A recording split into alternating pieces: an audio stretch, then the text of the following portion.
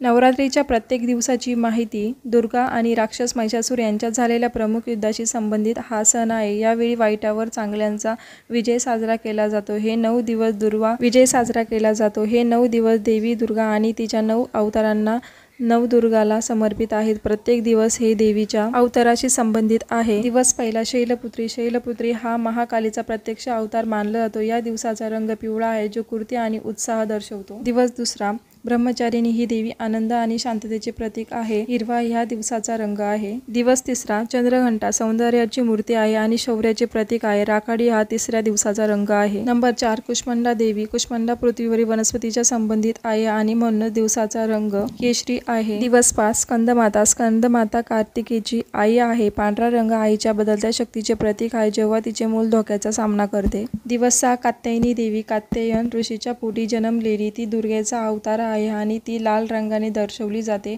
आणि धैर्य दाखवते।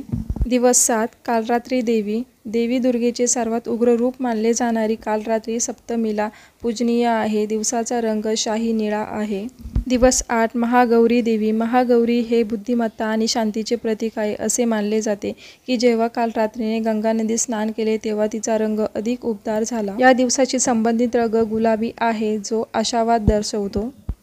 दिवस 9 सिद्धिदात्री। या दिवसाचा रंग जांभळा आहे, निसर्गाच्या सौंदर्याची प्रशंसा करतो। सिद्धिदात्री ही भगवान शिवाची पत्नी पार्वती आहे। सिद्धिदात्रीचा शिव आणि शक्तीचे अर्धनारीश्वर रूप म्हणून ओळखले जाते। असेल तर व्हिडिओला लाईक शेअर करा आणि असेच माहितीचे व्हिडिओ बघायचे असेल तर चॅनलला सबस्क्राईब करा, जेणेकरून अशा माहितीच्या व्हिडिओची नोटिफिकेशन तुम्हाला मिळत राहील।